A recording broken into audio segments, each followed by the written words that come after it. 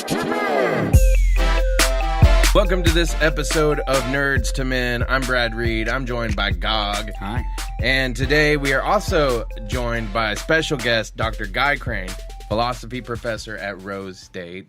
Hi. And you were my philosophy professor, which is how I got to know you. And it was I was going from a time where I was going to do like radiology tech, you know, and I got into it for like, I think the first week, I was like, this isn't going to be for me. I think was I around? Yeah, you were around. Okay, yeah. I think I remember that. Yeah. And so I ended up taking one of your philosophy classes, and I was like a week behind, though. I never got to hear, like, what is philosophy? Oh, here we go. It's the love of Offie. Yeah. Yeah. Good. What do you need me for? Yeah. Nailed it. Essentially, it's what's left over after all of these sort of special academic disciplines spun off into their own trades. So prior to about, 1800, you Right. have people that are just natural philosophers, but they're working on things like we would now call physics or sociology or something like that. Right. But now you have philosophers that do work in ethics, in epistemology, evidentiary practices, law, metaphysics, lots of things like that. Even philosophy of education, philosophy of economics. The idea is that a lot of these other academic disciplines have, their own standards in their trades for the kinds of problems that they're trying to solve, but in a lot of cases they operate based on certain assumptions, and the idea is like who's testing those kinds of things. Right. And so philosophers do that kind of work. Yeah. And some pretty practical stuff too. So, folks, for instance, like Michael Sandel, served on the president's board of bioethics for 3 years, that kind of thing. I mean, lots of work like that. I notice a lot of people like in the media too.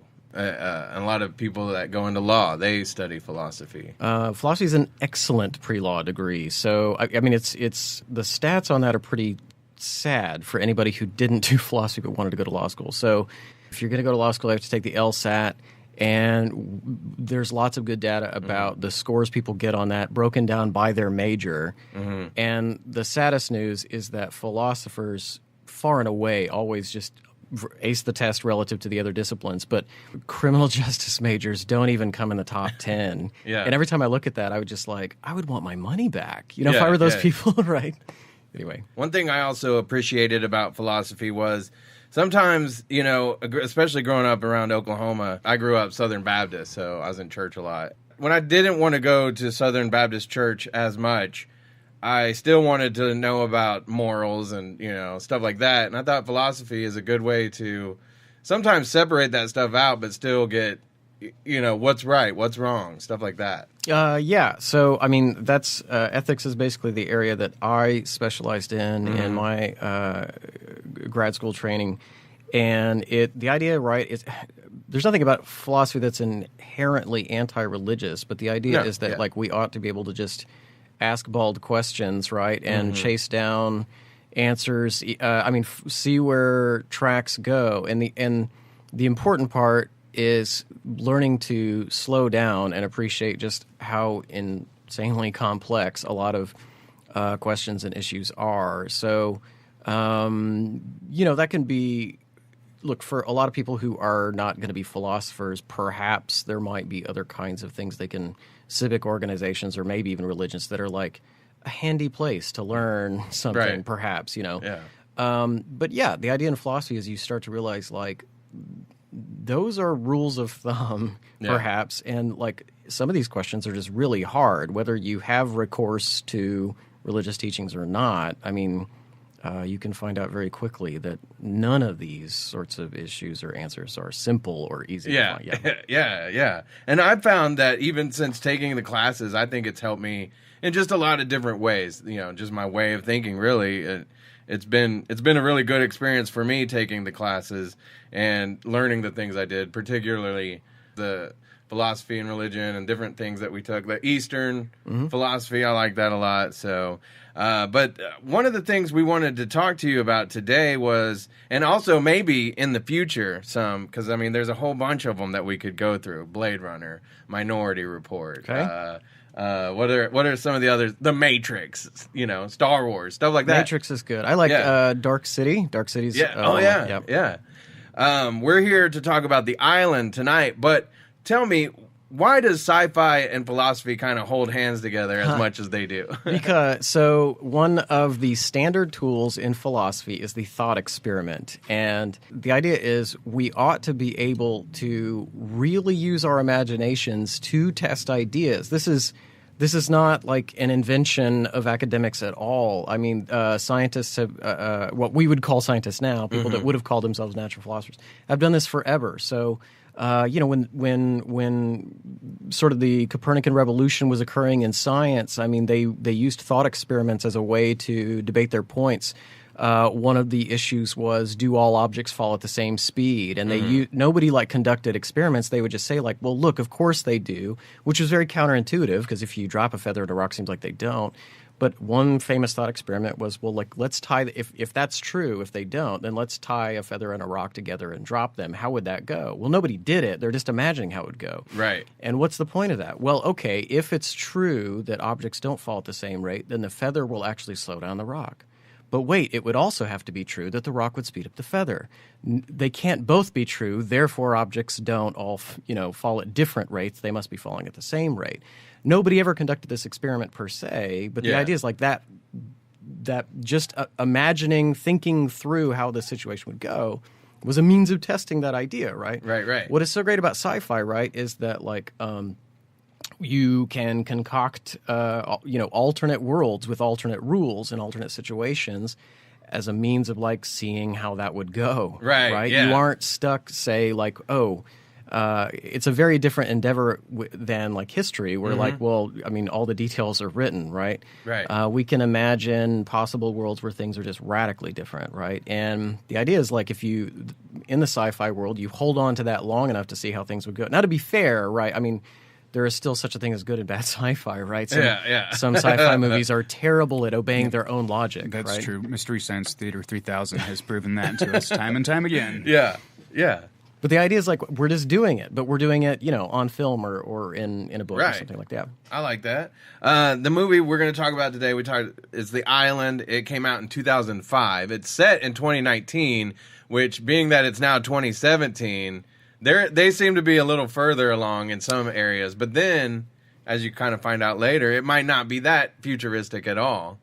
Is it? So this is one thing that stuck that made me question.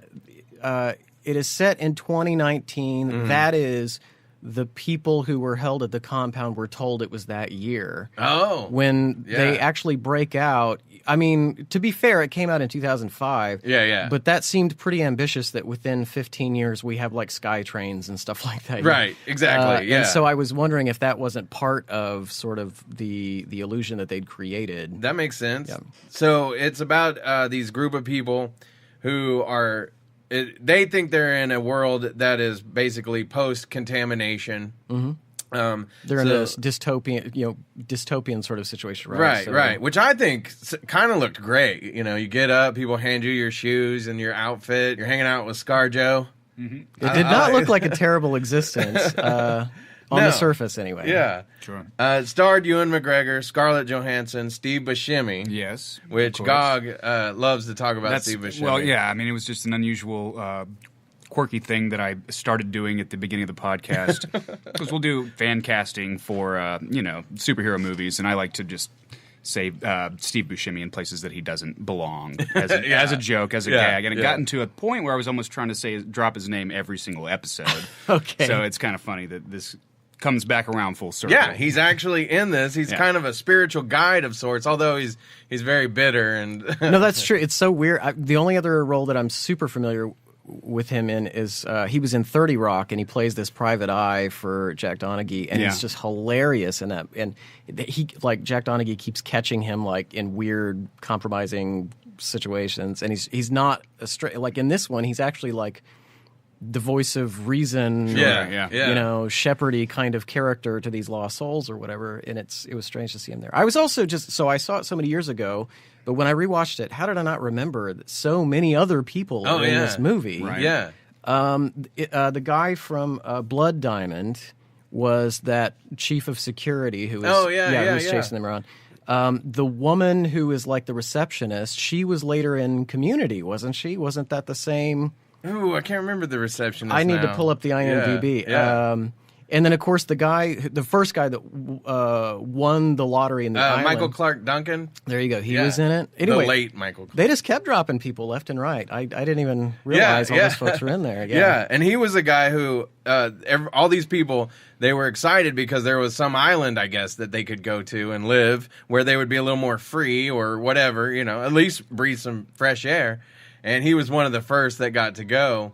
And then, so from here on out, if you haven't seen The Island, spoilers. I mean, it's left and right. Yeah, we're going to spoil it. But he kind of leads us to finding out that these aren't just people like as normal who have lived through this terrible thing. They're actually clones. You see them at one point birthing like a grown clone, which was pretty gross and kind of cool at the same time.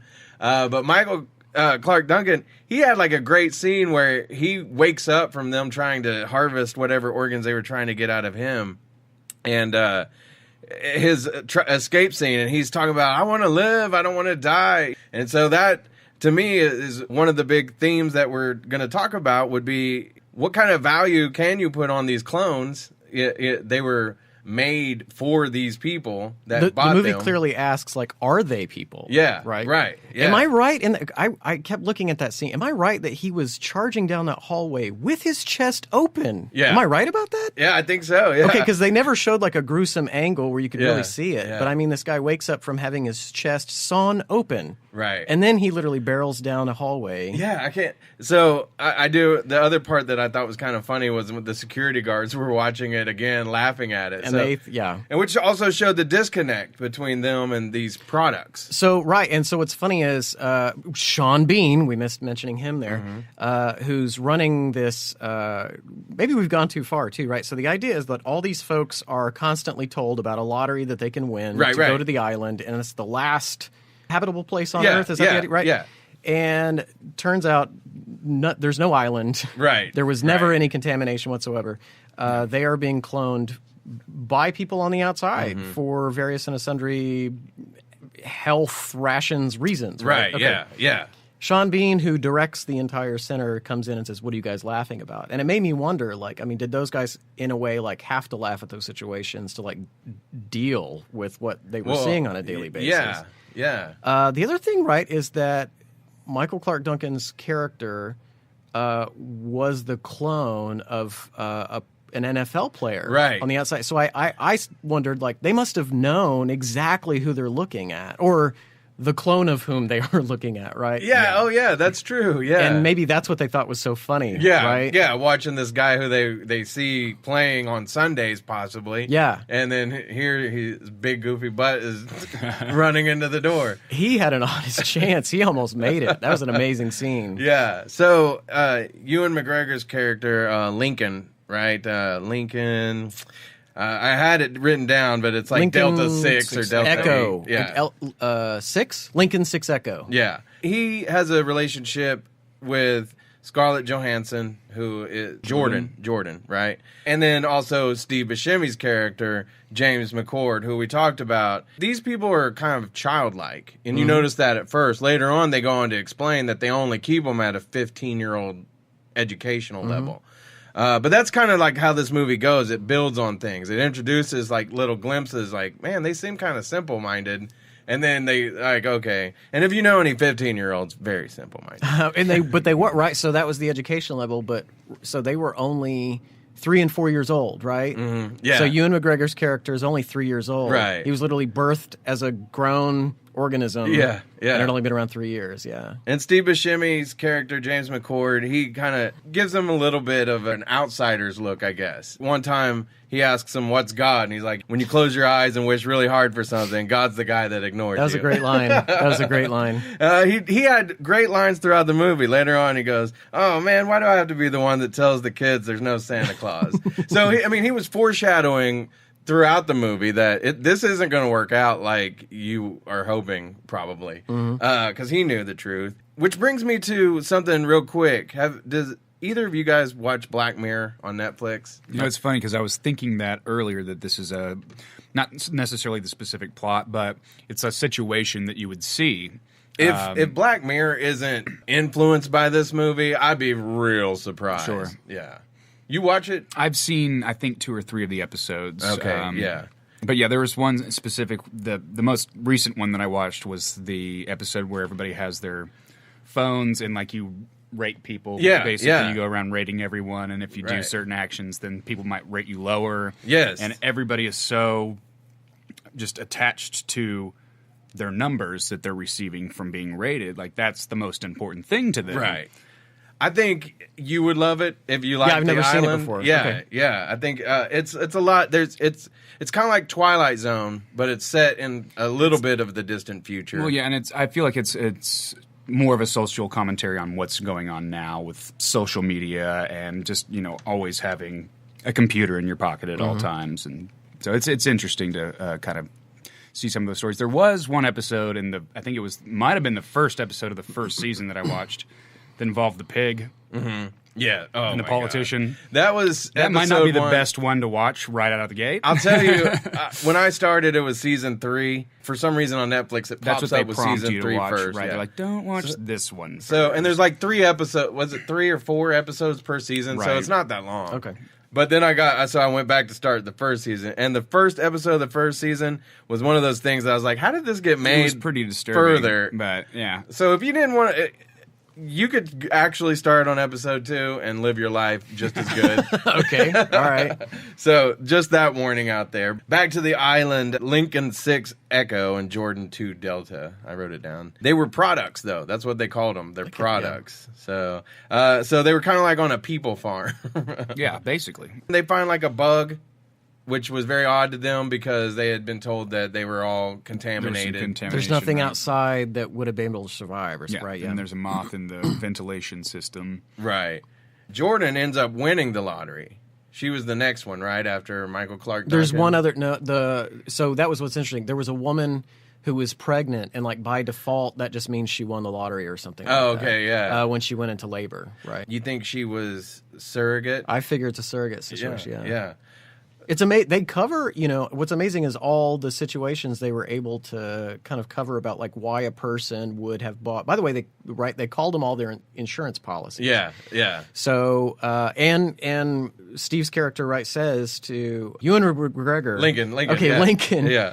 That it's only for the rich and famous, that kind of thing, right? So we had people that were clearly in there for surrogacy, right? They mentioned now Michael Clark Duncan's character was in there for his liver, right? The person on the outside wanted the liver. That's right. Yeah. He might have been a one that liked to consume the beverages. a little bit more. Something, yeah, perhaps, right? So Scarlett Johansson's character was, so she was in a coma or something like this after a car accident. Yeah, I think and so, needed yeah. like every body part you can imagine. She was Right. going to have everything taken Yeah. out of her.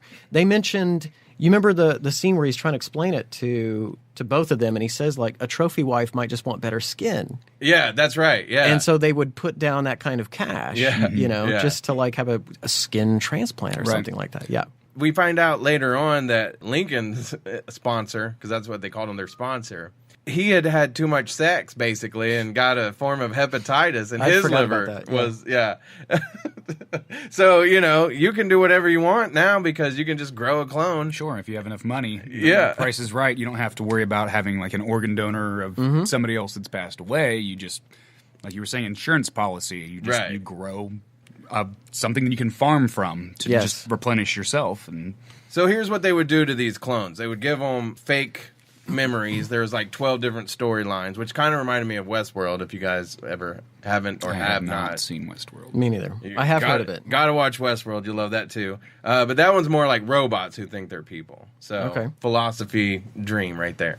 But yeah, they give them a false purpose. They diminish their aggression. They don't have any sex drive. And that's important. I mean, that's important to the story. I mean, we'll get into more so why later, but so in the whole front side of the movie, right, when Lincoln 6 and Jordan, I think it's Jordan 2, that sounds right, they're best friends. Yeah. But I mean, the thing is, like, as a viewer, you're tempted to just say, like, "Oh, okay, so they're secretly in love," but they weren't. You have to like try to keep that in mind. That they were childlike. Right. Yeah. They were friends. Yeah. And it wasn't until after the fact that any of that spark happened. And that was part of the reveal, right? Because the folks who ran the company were so certain that they could just erase certain things like that from human nature altogether when they were making clones. Right. And this is exactly when things broke down, as they started to realize they couldn't actually, like, have a genetic copy without those memories, or just have a human that just wouldn't develop sexual desire. Right. Yeah. So let me ask you then. Is it okay to grow your own clone and just take from them what you will? Is it okay? So look, there's two giant issues that I think the movie raises. I mean, multiple smaller ones, but the two biggies, I think. Number one, what constitutes a person? What is it that does the work of identifying you as you versus anyone else, or something like that? And number two, look, there's multiple levels of healthcare justice sorts of issues going on here too. Yeah. But can we start with the first one? Is that Sure, okay? yeah. So think about, I mean, while we have this weird sci-fi situation on the table, I mean, the problem is simpler than that, right? So if when you introduce, like, your significant other to your mom, and your mom wants to show them your baby pictures, right, and how humiliating that is. Why is that humiliating, right?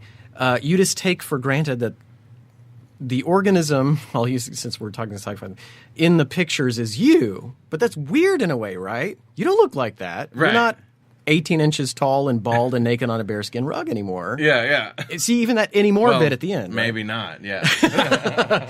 Maybe it depends not. on what we. Yeah. Well, fair enough. But you just take for granted that the thing in that photograph is also the thing embarrassed by the photograph, right? Yeah. Well, what's doing the work of, like, tracking you through time? So, look, the traditional answers in philosophy that still get batted around are things like bodily continuity. I'm the same physical entity that was in that picture. Some say it's psychological continuity. So, for instance, John Locke thought it had something to do with your memories. Some folks don't say memories, but there's some sort of continuity of psychological states. And some folks say something else. So you might get, I mean, Plato thought you had, a soul. Some religions are going to say that that's what's doing the work of marking you, that kind of thing. What's awesome about this movie is that it shows the weaknesses in every answer that we've come up with so far.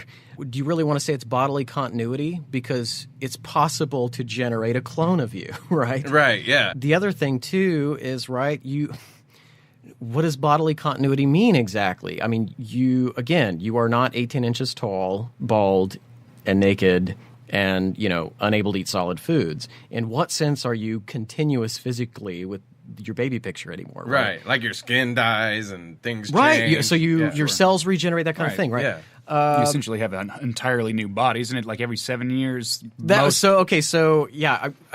reason I honed in on this is I want to talk about this in the fall. I'm revamping one of my classes, and so I looked this up. So that is only partly true. I think only of skin cells. It's different rates for different parts of your body. Right.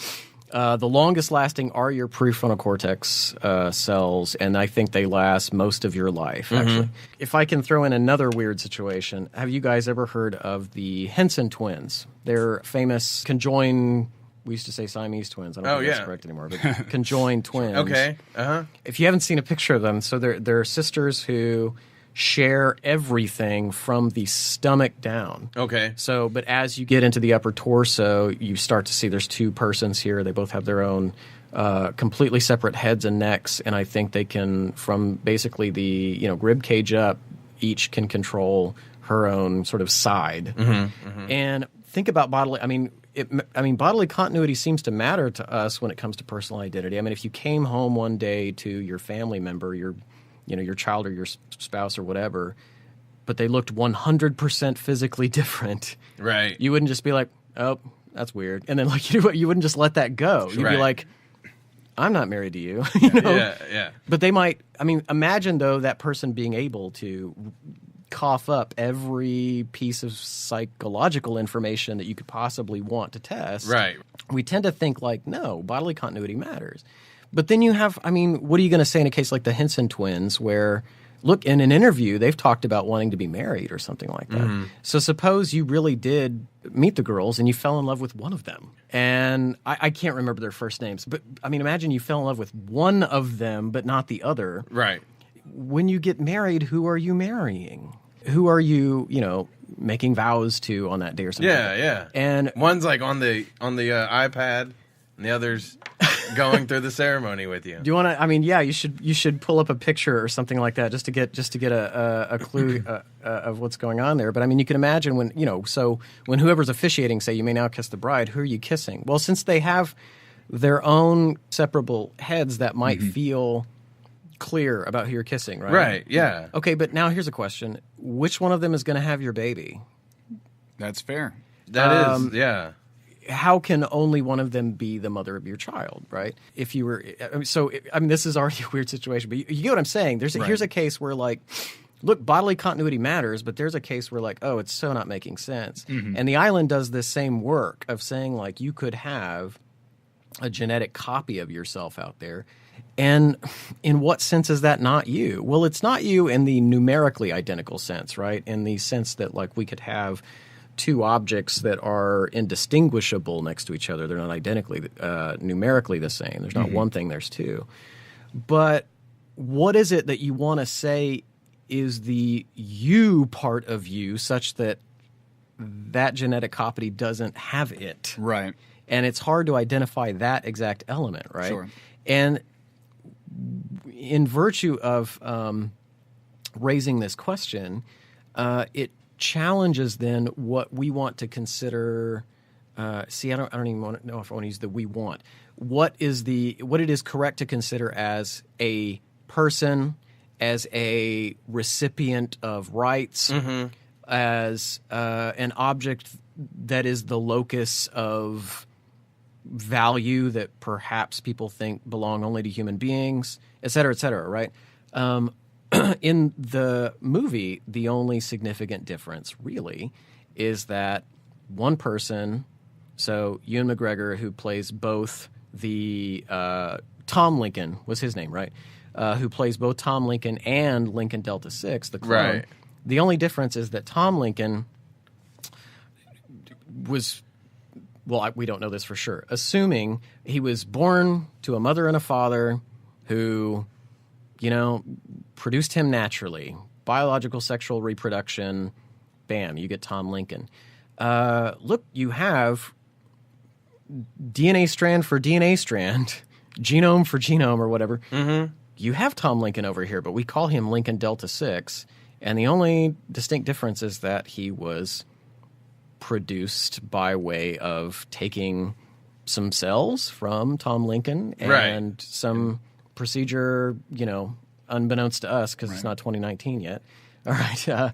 They grew a genetic copy, right? Right. Who doesn't speak with a Scottish accent? No, that's right. That's right. Yeah. So that's another interesting part of it is that they have two distinctively different personalities. And, that's leading into everything that you're discussing now is what differentiates that, and then where do we decide what is and what isn't? Yes. So issue number one, what is it about Lincoln 6 that makes him not Tom Lincoln? Okay. And that seems really hard to identify. You run into bodily continuity, seems like it's going to be iffy. Psychological continuity might seem iffy too, right? I mean, that was part of the problem in the movie is that he did start developing all the same memories that Tom Lincoln had. Right. And then, separate from that question, why not just say Lincoln 6 is a person? Like, what's doing the work of differentiating Lincoln 6 from Tom Lincoln such that Tom Lincoln has rights, protections, whatever, and Lincoln 6 does not? It seems like money is the case. Right, in the movie, that's definitely the way they're painting it. That this is a luxury of the rich, and that's what's doing the work. Right. Yeah. But the question it raises is if we don't have a legal definition of personhood that can keep pace with biotechnology, right, then this isn't such science fiction, is it? We may very well. I mean, we do. to be fair, we do face mildly similar situations in our own day. Look, a lot of folks who have passionate feelings about issues like embryonic stem cell research are making this exact argument, right? But other things too, so there are, for instance, parents who have extremely sick children who, need bone marrow transplants or something like that. And, weirdly enough, they don't have any relatives that can do it. And in some cases, parents literally have another child on purpose, hoping that child is going to be born with, compatible a donor match. Right, yeah. Does this call into question whether or not this second it's, they talk about middle child syndrome. Yeah, no kidding. Yeah. Why should that second child have this put upon him or her? Right. Relative to the first one that was sick. Right. Just the luck of having been born second, it doesn't seem like that's a qualitative difference between the two, and thus it calls into question, like, well, wait, why shouldn't this one be looked at with the very same sort of like value, dignity, protections that you would look at the first child? Right. Yeah. I mean, so this is not beyond our times. It's just that perhaps we are going places that the island went that's going to make it even harder. Yeah. And I don't know, right? What are we going to say about like who gets protections and who doesn't? Listen, Right, it's getting to the point where, I'm reading people who are concerned right now about our robotic technological capabilities, that we aren't too far off from perhaps something like sex robots or something like that are really just recreational robots. People are wondering, should these things have rights or not? I mean, can you abuse a robot? Is that possible? Yeah, consent. Yeah, so why is it that we think Tom Lincoln is the kind of being where consent makes some sort of moral, legal, political difference in how Tom Lincoln is treated or not treated, such that Lincoln 6 Echo does not have that? Money, the Illuminati. And that seems like the only answer given in the movie. Yeah, right? That seems right. Well, hold on. To be fair, answer. It's just that is in this specific instance. That is the answer. Right. So, as a matter of course, in this thought experiment, that's how it went. The only other answer given is Steve Buscemi. Am I saying this right? Buscemi. Sure. Okay.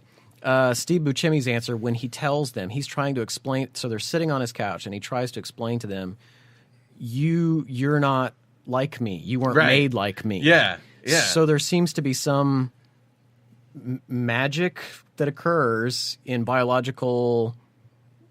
See, if you want to say biological reproduction, in what sense was Lincoln Delta 6 not biologically reproduced? Yeah. Even this term isn't going to quite work, right? Yeah. When, two human beings capable of reproducing through sexual contact have a child, his answer is that somehow makes them have a status. Right. Not just that's a different way of coming about, but that confers on that child a different altogether status, either morally, legally, or politically, than these clones have. And that's true. Why? Why should that matter, right? Yeah, it seems like naturalism kind of like people prefer that. If you look at religion and stuff, like what they consider to be sins and not sins. A lot of it just comes down to what's nature, quote unquote. You see what I mean? So whatever's natural is good or something like that, right? Yeah. That has an interesting correlation to, I think, what's a pretty heavy topic right now with gender identity. I think kind of can relate to that to a degree of, okay, you naturally are born with whatever you have, and then, you can have reassignment surgery if you feel that this isn't who I am. And so, that's a big debate of whether or not, like, should we call them he or should we call them she or do we need new pronouns or something? Yeah. Right. Right. Yeah. And that's why I love about, like I said, we're talking about a movie that spawns off all these different conversations that you can have. Some of the other things that popped up that I thought, just from my limited philosophy classes, you will know a lot more about it. If I recall, you had an excellent teacher, though. I did have a great teacher. Although, my first B in his class. Oh, did you get a B in my class? Yeah, the first one. But that was not his fault. I will take all the blame on that. He offered us all kinds of extra credit. Oh, I can believe it. And I was like, I'll be good. And then at the very end, I was like, crap. Oops. Crap. Whoops-a-daisy. And I bet I could have wrote a paper or something. I don't know. But And then I went back to my office and I laughed maniacally and I drank from a chalice that Yeah. read student tears on the side of it. Yeah, exactly. Yeah. Like, I always take full responsibility for the grade I earn. Of course. But I still was like, dang it. That's fair. But I love those classes. Okay, so here's one. Steve Buscemi, he kind of makes this, when he's talking to them on the couch, he makes a reference to, you guys have all these rosy memories and I had a shitty childhood. So which is better? Which would you prefer? To have a real life crappy childhood, or implanted with pleasant memories? So what's so interesting about what he raises, though, right, is that, there's multiple layers to the quote, right? Clearly that for the character is some sort of like rationalization, how he like lives with his job day to day, right? Like, look, come on. Things are not bad for these folks or whatever. Right. If the worst thing that happens to Lincoln Six is that he can't have bacon, right? And that he has to talk his best friend into, finagling the lunch lady into giving him bacon. If that's the word, and that's what he tells himself, right? Right. But what's interesting is that he takes for granted. Look, it's in the script that he's right. He really did have some crappy childhood or whatever like that, and Lincoln Six didn't, right? What's interesting, though, is all he's got is his own internal access to his own memories, which is precisely what Lincoln Six has to his own internal memories. Right, yeah. And so that I have crappy memories, that's really what he's saying. What he wants to say is, like, I had an actual... Right. Well, did you? Right. What the script doesn't, point to is just how many people have been bamboozled by this project that's going on in the desert, right? Have they also fabricated workers as well or something like that? The script doesn't give that impression per se, but if they have, pulled the wool over all, at one point they say thousands of clones or whatever like that. Yeah. It raises a question like, who else in the room is not who they appear to be or something like that, right? But in the case of what he tells them, right, if this is a preference, what's interesting is that it appears anyway that the characters, that Jordan 2 and Lincoln 6, it seems to matter to them that they didn't have whatever it is that Steve, I'm still not saying it, Buscemi? That's how I say it. I say Buscemi. Do we know the... That's how I say it, too. Okay, I'll say Buscemi. I think know what there's a ton of before. different people that say it different ways, Right. so Yep. it's like the English language. It seems to matter to them that it wasn't whatever he had. The fact that whatever they do have is in some sense a deception, a manipulation, something like that. So maybe you remember this, Mr. B student. So we do talk about in the class, we talk about this guy, Robert Nozick, a philosopher, just recently deceased within the last 10, 15 years, a guy at Harvard who did a lot of work in ethics and political philosophy. He has this thought experiment called the experience machine. And what he says is, imagine if you could have a machine that you could hook up to where it would give you pleasurable experiences, okay? And what's distinctive about this machine is the pleasurable experiences you have in the experience machine are, to you, indistinguishable from actually doing them. Right. So if you're really into like rock climbing or something like that, right? You put on whatever it is, a virtual reality helmet or whatever this thing is, and you turn on the rock climbing program. By every possible first person access you have to the experience, you are 100% convinced this is just like. I can't tell them apart. Right. Okay. So he says, imagine then you could program this to recreate whatever turns you on, whatever floats your boat, for as long as you want, right? And the thing is if you were doing them in the experience machine, you'd never be able to tell. He wants to ask this question: would you consent to leave your real life and just hook up to the experience machine? And he's convinced we're going to say no. He thinks that that's supposed to rattle your intuition, that you probably won't hook up. And what that is meant to show is that we care about things other than just pleasure. It's not merely pleasure that we value.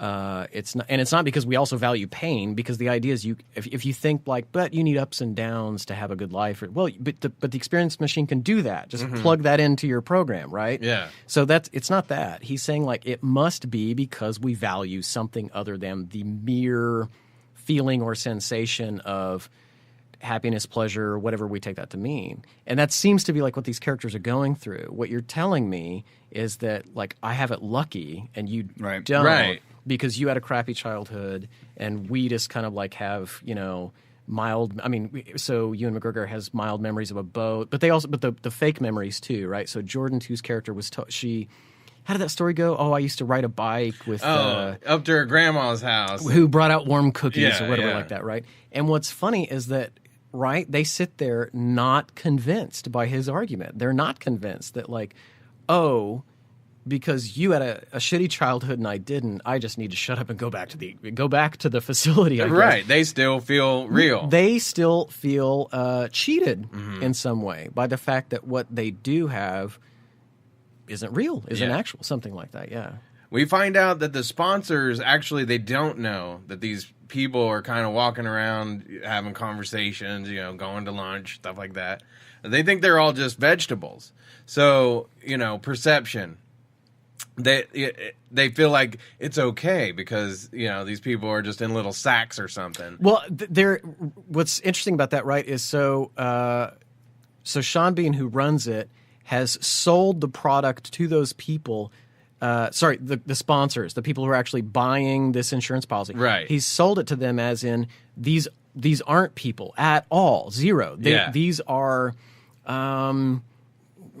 test tube organisms that have zero consciousness, that don't have your memories, right? That maybe don't even quite look like you. It just has whatever bit that you need, the skin that you need, or the liver that you need, or whatever. It's like right? an organ garden, basically. Yeah. Right, exactly. And ooh, great name for a band. That's like a death metal band name. Organ Garden.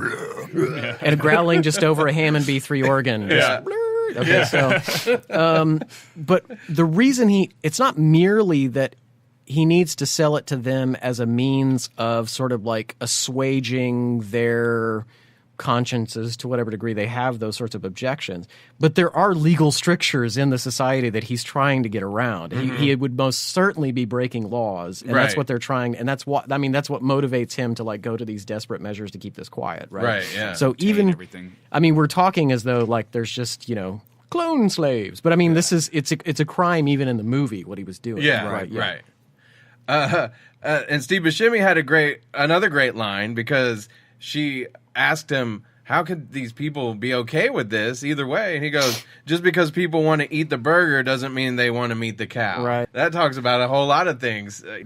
Even just the way he said that. No, I think that's great. If you, this is something I'm thinking a lot about right now. I'm cooking up a paper that I want to send off about what relationship there might be between voting and hypocrisy. Namely, we tend to think it's hypocritical to be morally opposed to an act, but somehow at least okay with, but maybe even condoning of other persons engaging in that act, right? And so what if there were situations, and I want to argue that this is most situations, where you would vote for, say, a policy or even a person to carry out a policy or something like that, that if it came to you to implement that policy yourself, you wouldn't do it, and for moral reasons. Yeah. How is that not just another instance of hypocrisy itself? Right. So you got to realize, whatever you end up voting for, there's some measure of enforcement of that policy, however that's going to go. And right. if you would not be the enforcer, then why would you be a voter for it? That kind of thing. Yeah, I get what you're saying. Yeah. And so, but these people have to deal with that, right? The difference is, the idea is like if we can separate out enough steps between you and the end product or something like that. Yeah. You don't have to see, right? You didn't have to go through the slaughterhouse and see the cows. Right. All of a sudden, burgers are tasty or something. Yeah. Now, look, that's not to say some people out there probably have no problem shooting their own cow. Whatever, that's fine. But I'm not talking about that. But I mean, the idea, right, is that there's something. I almost want to use the term self-deceptive, right, about not owning exactly where something came from or what this amounts to. Even though you're removed from that process or something, right? Yeah. Yeah, I'd prefer not to have to kill my own chicken, even though I enjoy a chicken sandwich. Right. Yeah. So does that tie into like the trolley? I sent you the Wikipedia about the trolley. Yeah. It was really like 3 cases down. They talk about the surgeon. That's the case I wanted to talk about. So the idea is there such a thing as human dignity, or are people merely instrumentally valuable? So as the scenario goes, the surgeon has 5 patients that are going to die, and all of them need something different. One needs a liver, one needs a lung, et cetera, right? The scenario goes different ways, and you can tweak it how you like. The like scary, jarring one is that there's a perfectly healthy patient, right, as in about to be discharged or has minor problems or something like that, and this person happens to have all 5 of the bits that all the other 5 need. Right. So 1 for 5. Could the surgeon just say, like, I could literally save 5 people right now if I just fill in the blank, put in a little too much morphine into this guy's IV or something like that? Can you do it? Now that tends to like rattle our senses and like, no, you can't be going around. But why? Okay, we tend to think that saving more people than fewer is a good thing, and that's a case where like clearly we could literally achieve that right here. Yeah. But we also tend to think, but there are hard and fast lines when it comes to the way that human beings are treated individually or valued as persons or something like that, right? And clearly those two can come into conflict, like that very scenario right there. So if you look at it like this, Lincoln, his sponsor only needed his liver, but what if his heart went to somebody else? What if all these other pieces, you see what I mean? Yeah. Went out of him to other people that could match. Then is it better? Is it okay to do that to these clones? The other thing I was thinking of with the trolley thing was back to kind of like the out of sight, out of mind thing was, when I was reading about it, it was, about if you got 5 people on one train track and 1 on the other and you can switch it. But I was like, well, I would just probably walk away. I'd be like, whistling. I don't want to be the one to do this. Acting like you didn't notice. Yeah, I didn't want to kill the 5 that I wasn't going to be the one to kill anyway, or the 1. So, but like, it's kind of one of those things where I feel like with the sponsors and everything, as long as they didn't have to really see this going on, then they're okay with it. So in that, I mean, it was quite a test, right? And that was pretty revealing about Tom Lincoln's character when at the end of the day he was 100% willing to just walk up there and call and say, "Why is my cow here?" Yeah, basically. He doesn't say cow, but, right? I mean, he just owned it. Like, okay, do you think I give a crap that you guys have, a living, breathing, conscious copy? No. Yeah. What I care about is I'm going to get a liver within the next 2 years. Yeah. Come pick up my product. He's willing utterly to buy into this product. Right. Mentality. And he didn't seem that surprised that it wasn't just a vegetable, It's like, oh. So essentially, is that raising the question, is Tom Lincoln a bad person for I think the movie was pretty clear about that.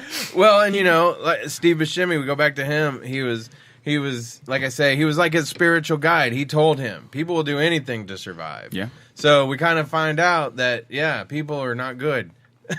Right. So Steve Buscemi's character, who's supposed to be, the movie does paint him as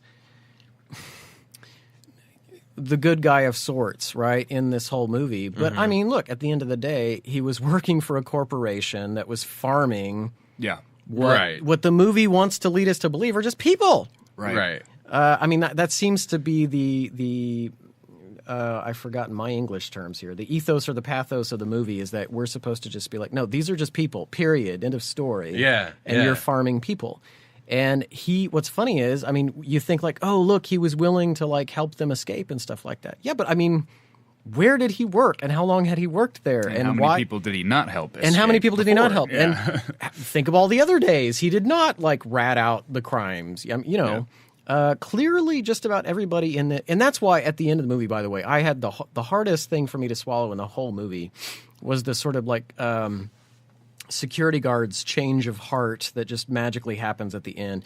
I can't remember the character's name, but it's the Blood Diamond guy. I forgot his name. Oh, yeah. So he is like blowing the crap out of buildings and cars left and right, just willing to drop these people like animals.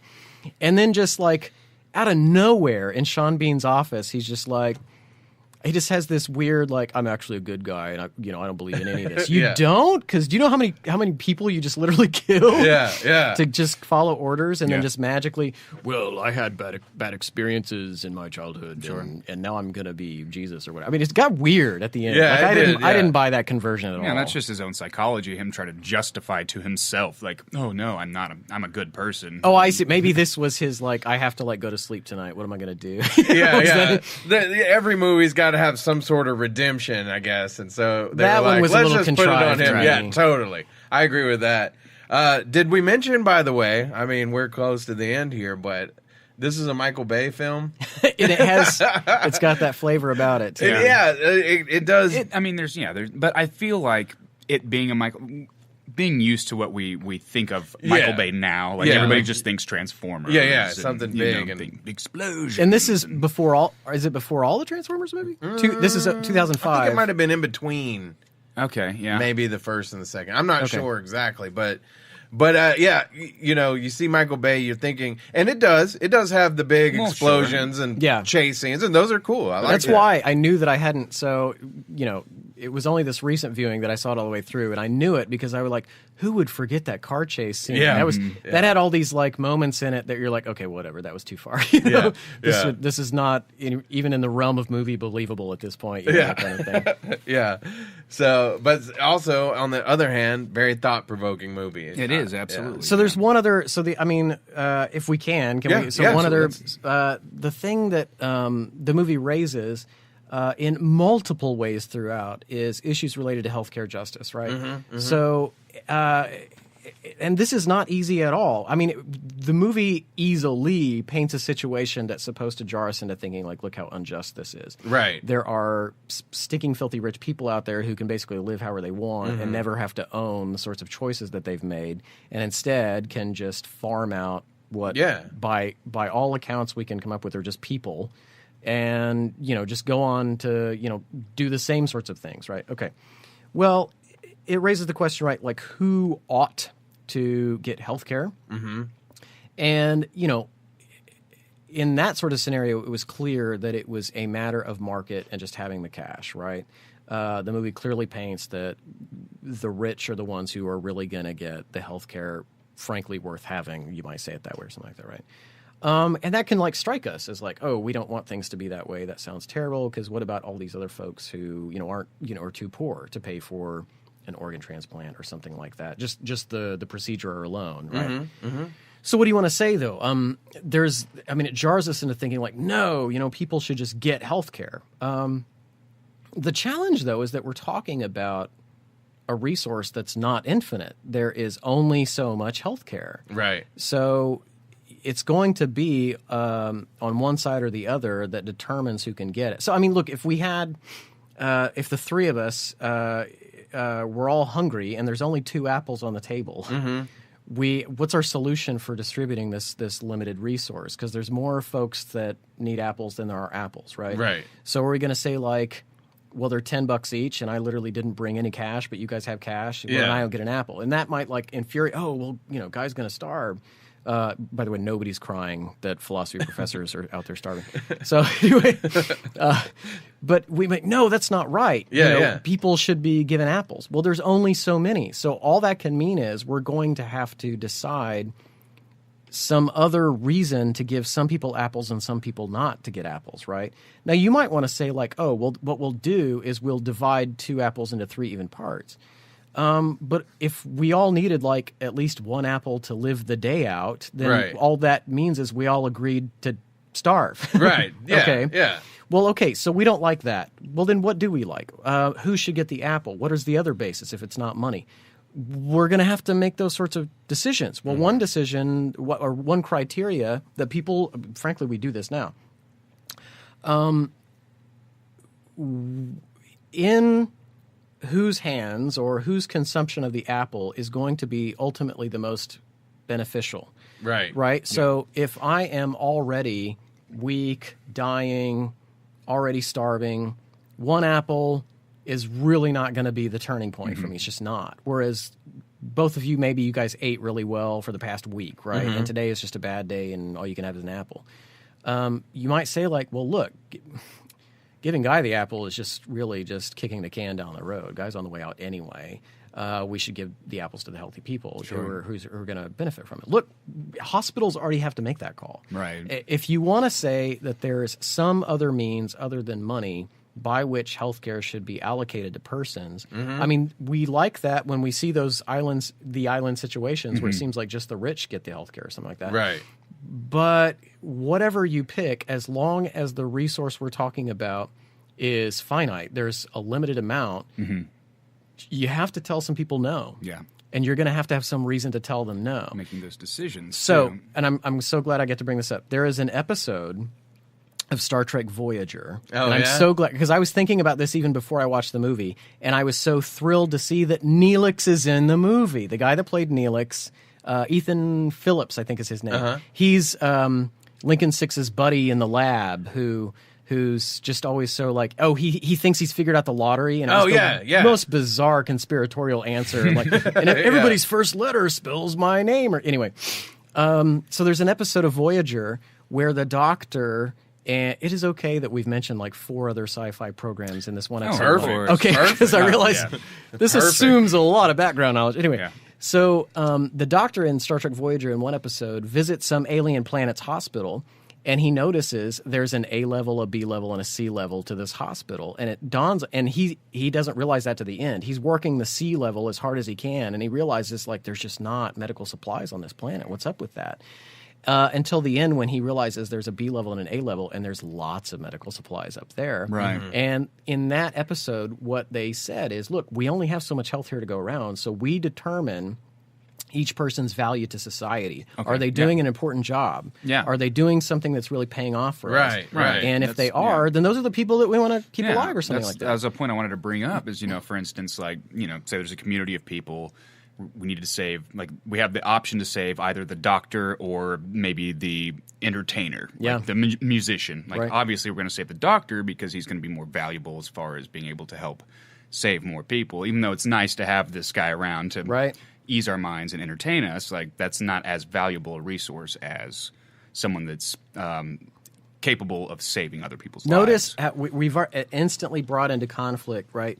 The idea of like we think saving more people is better than saving fewer, but we also want to maintain that there's something to human dignity, the value of one human person, something like that, right? Right. And if you have the distribution of a limited resource, you aren't necessarily going to satisfy both of those things. Yeah. Well, right. You're going to have to make a hard call. You have to make a hard choice, yeah. We could have something like some sort of panel of persons who, just decides who ends up dying, right? Right, like the death panel. The death panel or something like this, right? Now, you might be really repulsed by the idea that like people could buy more health care, but if they don't, then what's the alternative? And it's not like those are like just magically easier or magically more just, right? You're going to have these moral issues on any sort of healthcare distribution system. And the island's a perfect example of that, right? Yeah. And you see, like you were talking about who's more important, you see in this movie, Jordan. She finds out that her doppelganger. She's an actress, really right? Yeah. You look at, she's got a kid. The kid answers the phone when she calls her sponsor's house. Right. So then you're wondering, would it be better for her to give up her stuff for the mom who's got a kid? Or could this clone go on to be even greater? Who knows? Right. So the security guard, this is supposed to be the plot device that like turns him and ticks him off, right? Because he does capture her, Jordan 2, brings her back, and he says to whatever Sean Bean's character's name is, I forget, we brought her in, so now you'll transplant the organs or whatever like that, and the mom will survive or whatever. He's like, oh, no, it's too long. The mom's very likely not going to survive. And this is supposed to be the moment where like the security guard has like, what? Injustice, Not injustice, the fact that you just like wrecked LA, like killed dozens of motorists on the highway. Yeah. All of a sudden, that was the last straw. And his last straw, right, is that like you're going to put the organs in her, even though it's ultimately not going to do any good. And Sean Bean's answer to that is that's the privilege our clients pay for. That's what they paid for. Notice then, look, you can't have it all. So the security guard's offended by the idea that like the rich just get what they get even if it doesn't pay off for them. Right. But he was willing to say, she should only be getting the organs if it's actually going to actually pay off in some other way. This person's going to survive. This person's going to, completely recover or something like that. He's still making that sort of, I mean, I don't want to say death panel, but he's making that sort of like hard call about who should be getting the organs or not. Yeah. And what's funny is he's portrayed as like, oh, well, he's a good guy now. We love it. He just made a very, there are people out there who did not want to hear what he had to say either. There are folks out there whose loved one has been in a coma now for 20 years who it doesn't seem hopeful. And if you run with the security guard's answer, those folks should just be unplugged or something like that. And there's people out there who want to say like, no, not my grandpa. You're not going to do this. My grandpa is valuable in and of himself, conscious or not. So if you woke up tomorrow, you're in 2019, and man, we've just accelerated right into this. Yeah. What, as a society, would we be able to do? You think I can solve healthcare? Okay. Yes. No, I don't. But I think that's the question, though, is like it comes down to individuals asking, well, what can I do about it? Yeah, when you ask that, okay, how much of my cards do I want to show here? Listen, if you're just asking Guy Crain off the cuff, what do I think? I am personally not a fan of very many top-down solutions at all. I think people expect way too much out of states, period. That's not to say that like a state that does a lot couldn't be good. I'm not saying that. I'm just thinking it's funny to me how people think that merely voting for a person is somehow literally going to like save and solve everything. And that is something that I just have never bought. Like I mean these people are not going to literally come to my house and fix what's broken in my life. Yeah. So that is ultimately my job. Okay. Yeah. I need to be making things right and owning my own crap. And I mean, that's what I would say about that. But in terms of healthcare, I mean, I don't think you're ever going to, it's not merely like if we just had, some professor who was smart enough or some, doctor who, it's not like that. There are things that will always be hard about that until we reach like a Star Trek age of just literally materializing hypo sprays or something like that, where you can just create healthcare with not an infinite resource, but a super abundant amount of healthcare. Right? You're always going to have those kinds of hard calls to make. There might be, though, some simple things we could work on. One is like incentive systems. So what's weird about the kinds of things that we have is that we have a system that in some ways incentivizes treatment for the sick rather than incentivizing things like prevention, right? Right. A doctor makes money by performing surgery on you, right? Not by getting you into a state where you don't need surgery. Right. And look, there's perfectly really good conscientious people who are doing medical work, but I mean, they operate. I'm not talking bad about them. I'm talking about they operate within a system where their paycheck literally comes from you having something massively broken in you, right? And if they labored intensely to make us all like not get cancer, they would not be getting money for chemo treatments and things like that. That's a little weird, isn't it? That's a little strange to incentivize. Now, if I just say like, oh, doctors, should be paid when they treat the sick, that sounds brilliant. That sounds great. But we're saying something more specific than that, though, right? They're paid when people are sick and need them to go in and intervene to keep them alive or something like that.